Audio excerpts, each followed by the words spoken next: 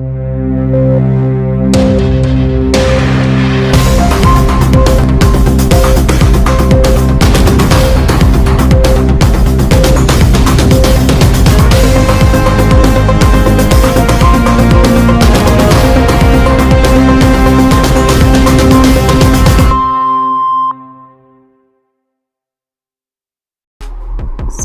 ನಮಸ್ಕಾರ, ಹೇಗಿದ್ದೀರಾ?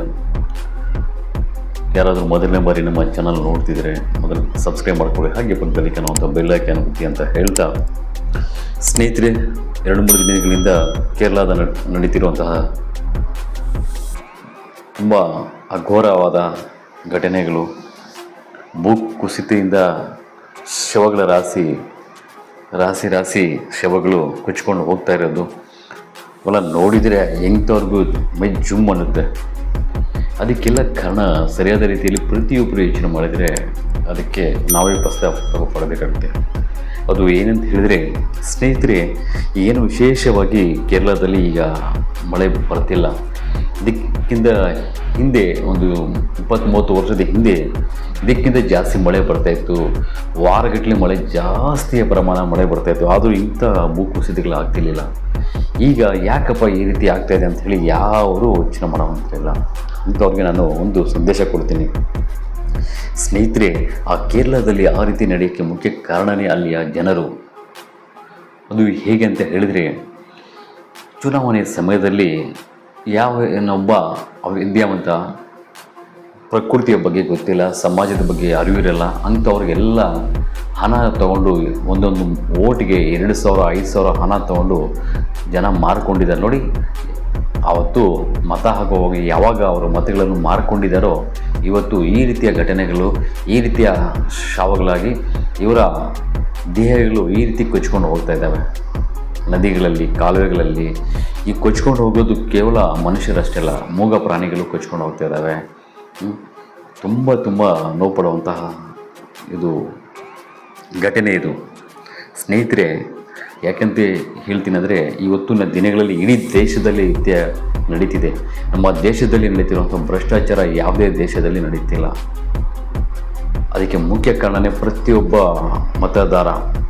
ಮತದಾರರು ಯಾವತ್ತು ತಮ್ಮ ಮತಗಳನ್ನು ಮಾರಿಕೊಂಡು ಅವಿದ್ಯಾವಂತರಿಗೆ ಮತ ಹಾಕ್ತಿರೋ ಅವತ್ತು ಆ ಇಡೀ ಕ್ಷೇತ್ರದಲ್ಲಿ ಈ ಥರ ಘಟನೆ ನಡೆಯುತ್ತೆ. ಎಲ್ಲ ಅವಿದ್ಯಾವಂತರು ಸರ್ಕಾರ ನಡೆಸೋಕ್ಕೆ ಯಾವತ್ತು ಹೋಗ್ತಾರೋ ಅಲ್ಲಿ ಸಮಾಜದ ಬಗ್ಗೆ ಆಗಲಿ, ಪ್ರಕೃತಿಯ ಬಗ್ಗೆ ಆಗಲಿ, ಪ್ರಕೃತಿಯ ವಿಕೋಪದ ಬಗ್ಗೆ ಅವ್ರಿಗೆ ಅರಿವಿರಲ್ಲ. ಭ್ರಷ್ಟಾಚಾರ ಶುರುವಾಗಿದೆ ಮತ ಹಾಕುವ ಜನರಿಂದ. ಇವತ್ತು ಯಾರೆಲ್ಲ ಮತ ಹಾಕಿ ಈ ಕೇರಳದಲ್ಲಿ ಭ್ರಷ್ಟ ರಾಜಕಾರಣಿಗಳಿಗೆ ಮತಗಳನ್ನು ಹಾಕಿ ಸರ್ಕಾರ ನಡೆಸ್ತಾ ಇದ್ದಾರೆ, ಯಾವತ್ತೂ ಅವರು ಜನರ ಬಗ್ಗೆ ಯೋಚನೆ ಮಾಡಲ್ಲ, ಪ್ರಕೃತಿಯ ಬಗ್ಗೆ ಯೋಚನೆ ಮಾಡಲ್ಲ. ತಾವು ಎಲ್ಲ ನೂರಾರು ಕೋಟಿ ಖರ್ಚು ಮಾಡಿ ಮತಗಳನ್ನು ಪಡೆದಿರ್ತಾರೆ. ಆ ನೂರಾರು ಕೋಟಿ ಹಣ ಮಾಡೋದರಲ್ಲಿ ಈ ರೀತಿಯ ಪ್ರಕೃತಿಯನ್ನು, ದಟ್ಟ ಮರಗಳನ್ನು ಒಡಿಸಿ ಅವ್ರದ್ದೇ ಆದಂತಹ ಆಸ್ತಿ ಮಾಡಿಕೊಳ್ಳೋದ್ರಲ್ಲಿ ಅವರು ಲೀನರಾಗಿರ್ತಾರೆ.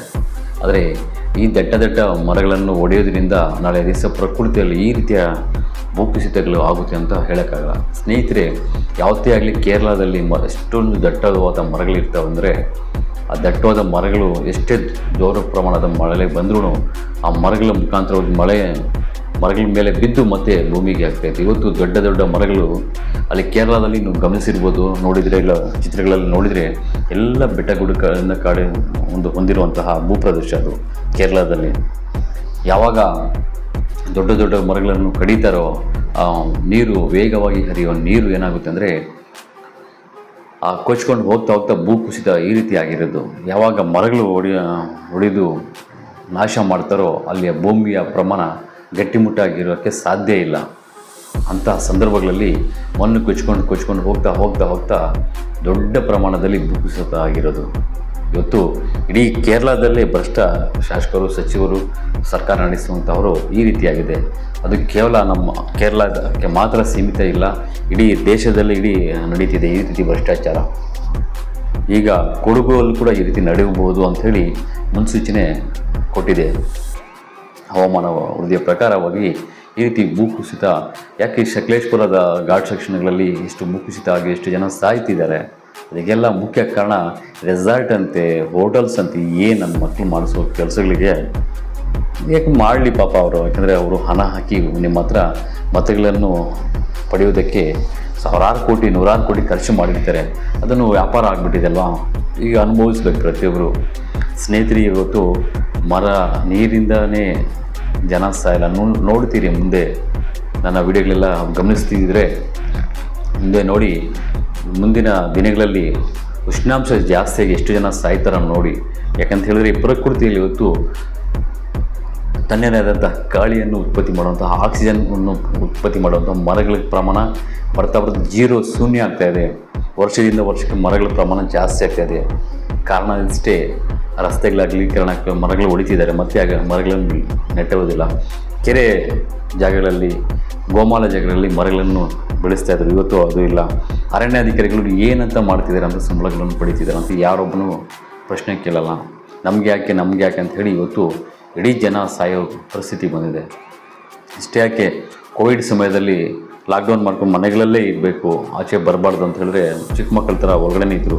ಈ ಥರ ಘಟನೆಗಳು ಮುಂದೆ ನಡೀತವೆ, ಅನುಭವಿಸಬೇಕಾಗುತ್ತದೆ. ಇದಕ್ಕೆ ಮುಖ್ಯ ಕಾರಣವೇ ಸರ್ಕಾರವನ್ನು ನಡೆಸುವಂಥವರು ವೈಜ್ಞಾನಿಕವಾಗಿ ಯೋಚನೆ ಮಾಡಬೇಕು.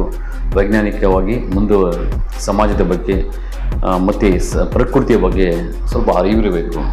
ಈ ರೀತಿ ಅರಿವಿಲ್ಲದೆ ಸರ್ಕಾರಗಳನ್ನು ನಡೆಸಿದರೆ ಇದೇ ಪರಿಸ್ಥಿತಿ ಪ್ರತಿಯೊಂದು ರಾಜ್ಯಕ್ಕೂ, ದೇಶಕ್ಕೂ ಬರೋದು. ಇವತ್ತು ಒಂದು ಮರ ಹೊಡಿಬೇಕಾದ್ರೆ ಎಷ್ಟು ಅರಣ್ಯಾಧಿಕಾರಿಗಳ ಕಡೆ ಒಂದು ಮನವಿ ಪತ್ರ ಆಗಬೇಕು. ಇವತ್ತು ಅವರೇ ಭ್ರಷ್ಟಾಧಿಕಾರಿಗಳಾದಾಗ ಯಾಕೆ ಮರಗಳು ಹೊಡೆಯಲ್ಲ, ಯಾಕೆ ಈ ರೀತಿ ಆಗಲ್ಲ ಹೇಳಿ ಅರ್ಥ ಮಾಡ್ಕೊಳ್ಳಿ ಸ್ನೇಹಿತರೆ. ಈಗಾದರೂ ಎಚ್ಚರ ವಹಿಸಿ, ನಾವು ಕೊನೆಯ ಹಂತಕ್ಕೆ 70% ನಮ್ಮ ಪ್ರಕೃತಿ ನಾಶ ಮಾಡಿಕೊಂಡು ಕೇವಲ 30% ಇದೆ. ಆ 30%ಅಲ್ಲಿ ವರ್ಷ ಕಾಡಿಸಿ ಪೀಡಿಸಿ ಶವಗಳನ್ನು ಮಾಡುತ್ತೆ. ನೋಡ್ತಾರೆ ಈ ಭೂಮಿ ಮೇಲಿರುವಂಥ ಪ್ರತಿಯೊಬ್ಬ ಮಾನವ ಕುಲದವನಿಗೆ ಉಷ್ಣಾಂಶ ಜಾಸ್ತಿಯಾಗಿ ಲಕ್ಷಗಳ ಜನ ಸಾಯುತ್ತಿರೋದು ನೋಡಿದ್ದೀರ ಮೆಕ್ಕ ಮದೀನಾದಲ್ಲಿ 2 ತಿಂಗಳ ಹಿಂದೆ. ಈ ರೀತಿ ಅಲ್ಲೇ ಆಗಿದೆ ಅಂದರೆ ಇಲ್ಲಿ ಯಾಕೆ ಆಗಲ್ಲ? ಕಾಯಿರಿ. ಇಲ್ಲಿನೂ ಅದೇ ರೀತಿಯ ಪರಿಸ್ಥಿತಿಗಳು ಬರ್ತವೆ, ಇಲ್ಲಿ ಅದೇ ರೀತಿಗಳು ಸಾವುಗಳು ಬರ್ತವೆ. ಇದಕ್ಕೆ ಮುಖ್ಯ ಕಾರಣವೇ ಪ್ರಕೃತಿಯನ್ನು ಕಾಪಾಡುವಂತಹ ಬುದ್ಧಿವಂತ, ವೈಜ್ಞಾನಿಕವಾಗಿ ಯೋಚನೆ ಮಾಡುವಂತಹ ಬುದ್ಧಿವಂತರು ಇವತ್ತು ಸರ್ಕಾರ ನಡೆಸ್ತಾ ಇಲ್ಲ. ಮೋದಿ ಸಾಹೇಬರು ಹಿಂದುತ್ವ ಅಂತ ಹೇಳಿ ಇವತ್ತು ನಮ್ಮ ಇಡೀ ದೇಶ ನಾಶ ಮಾಡಿಸಿದ್ದಾರೆ. ಅರ್ಥ ಮಾಡ್ಕೊಳ್ಳಿ. ಪ್ರಕೃತಿ ನದಿಗಳ ಜೋಡಣೆ ಮಾಡಿಸಿಲ್ಲ. ಇವರು ಶೋಕಿಯ ರಾಜಕಾರಣಿ ಅಷ್ಟೇ. ಇವರು ಬರೀ ಹಿಂದುತ್ವ ದೇಶದಲ್ಲಿ ಹಿಂದುತ್ವ ಅಂತ ಹೇಳಿ ಹೆಸರಲ್ಲಿ ಇಡೀ ದೇಶ ನಾಶ ಆಗಿದೆ. ಇವತ್ತು ದಕ್ಷಿಣ ಭಾರತದಿಂದ ಉತ್ತರ ಭಾರತದವರಿಗೆ ಎಲ್ಲಿ ನೋಡ್ರಿ ಫ್ಲೈಟ್ಗಳಲ್ಲೂ ಎಲ್ಲ ಕಡೆ ಮರಗಳು ಕಡಿತಾ ಇದ್ದಾರೆ. ದೇಶದ ಉಷ್ಣಾಂಶದ ಕಡೆ ಗಮನ ಹಾಕ್ತಿಲ್ಲ ಅವರು. ಎಲ್ಲಿ ಬೋಡ್ರಿ ಇಂಥವ್ರಿಗೆಲ್ಲ ನೀವು ಹಿಂದುತ್ವ ದೇಶದಲ್ಲಿ ಒಂದು ಜಾತಿಯ ಹೆಸರುಗಳಲ್ಲಿ ಯಾವಾಗ ಮತ ಹಾಕಿದ್ದೀರೋ ನಾಶ ಆಗೋಯಿತು. ಇವತ್ತು ಒಂದು ಸಾಮಾನ್ಯ ಕುಟುಂಬ ಜೀವನ ಮಾಡೋಕ್ಕಾಗಲ್ಲ, ಆ ರೀತಿಯ ಪರಿಸ್ಥಿತಿ ತಂದಿಟ್ಟಿದ್ದಾರೆ ಮೋದಿ ಸಾಹೇಬರು. ಬರೀ 52 ಲಕ್ಷ ಕೋಟಿ ಇರೋದು ಸಾಲವನ್ನು ಇವತ್ತು 200 ಲಕ್ಷ ಕೋಟಿ ಸಾಲವನ್ನು ದಾಟಿಸಿಬಿಟ್ಟಿದ್ದಾರೆ. ಮೊನ್ನೆ ಅಷ್ಟೇ ಬಡ್ಜೆಟಲ್ಲಿ ನಾನು ಹಿಂದಿನ ವಿಡಿಯೋದಲ್ಲಿ ಮಾಡಿದ್ದೀನಿ, 14 ಲಕ್ಷ ಕೋಟಿ ಮತ್ತೆ ಸಾಲ ಮಾಡಿದ್ದಾರೆ. ಲಕ್ಷಗಳ ಸಾಲ ಏನು ಕಿತ್ತು ಬಿಸಾಕ್ತಿದ್ದಾರೆ ಅಂತ ಯಾರೂ ಯೋಚನೆ ಮಾಡ್ತಿಲ್ಲ. ಮತ್ತು ಕೆಲವು ನನ್ನ ಮಕ್ಕಳು ಸ್ಟೇಟ್ಮೆಂಟ್ ಕೊಡ್ತಾರೆ, ದೇಶ ಡೆವಲಪ್ಮೆಂಟ್ ಸ್ಟೇಜಲ್ಲಿ ಹೋಗ್ತಾ ಇದೆ ಅಂತ. ಸಾಲ ಜಾಸ್ತಿ ಆಗಿಬಿಟ್ಟು ದಿವ್ಯಾಲ ಆಗುತ್ತೆ ಅಂತ ಯಾರು ಗಮನಿಸ್ತಾ ಇಲ್ಲ. ಸ್ನೇಹಿತರೆ, ಇದರ ಬಗ್ಗೆ ನಿಮ್ಮ ಅನಿಸಿಕೆಯನ್ನು ಕಮೆಂಟ್ ಬಾಕ್ಸಲ್ಲಿ ತಿಳಿಸಿ. ನಮಸ್ಕಾರ, ಧನ್ಯವಾದಗಳು ಸ್ನೇಹಿತರೆ. ವಿಶೇಷ ಸುದ್ದಿ, ಯಾರಾದರೂ ನಮ್ಮ ನಾಡಿನ ಹೆಣ್ಮಕ್ಳು, ಮಹಿಳೆಯರು ಮನೆಯಲ್ಲೇ ಇದ್ದು ಆರ್ಥಿಕವಾಗಿ ಅಭಿವೃದ್ಧಿ ಹೊಂದಬೇಕಾದ್ರೆ ತಕ್ಷಣ VKRS ಜೀವನಾಧಾರ ಸ್ಕೀಮ್ಗೆ ಸೇರಿ ಮನೆಯಲ್ಲೇ ಇದ್ದು ನೀವು ನಿಮ್ಮ ಸಂಪರ್ಕದಲ್ಲಿ ಹಣ ಪಡಿಬೋದು. ವಾರಕ್ಕೊಮ್ಮೆ 4,000, 8,000, 16,000ವರೆಗೂ ಪಡಿಬೋದು. ಹಾಗಾಗಿ ಈಗಲೇ ನೀವು VKRS ಜೀವನಾಧಾರ ಸ್ಕೀಮ್ಗೆ ಸೇರಿಕೊಳ್ಳಿ. ನಿಮ್ಮ ಕರ್ನಾಟಕದ ಯಾವುದೇ ತಾಲೂಕಲ್ಲಿ ಆಗ್ಬೋದು, ಜಿಲ್ಲೆಯಲ್ಲಿ ಆಗ್ಬೋದು, ತಕ್ಷಣ ಹಣ ಗಳಿಸೋದು ಒಂದು ಉತ್ತಮ ಮಾರ್ಗವಾಗಿದೆ. ನೀವು ಮನೆಯಲ್ಲೇ ಇದ್ದು ಸ್ವಲ್ಪ ಜೀವನಾಧಾರ ಸ್ಕೀಮಲ್ಲಿ ಸೇರಿಕೊಂಡು ಬೆಳಿಬೋದು ಅಂತ ಹೇಳ್ತಾ ಈ ಸುದ್ದಿಯನ್ನು ಉಪಯೋಗ ಮಾಡಿಕೊಳ್ಳಿ. ಏನಾದರೂ ಸೇರೋರು ಈ ಇದರಲ್ಲಿ ಬರುವಂತಹ VKRS ಜೀವನಾಧಾರ ಸ್ಕೀಮ್ಗೆ ಅವರ ಕಚೇರಿಗೆ ಕರೆ ಮಾಡಿ ಮಾತಾಡ್ಬೋದು. ನಮಸ್ಕಾರ.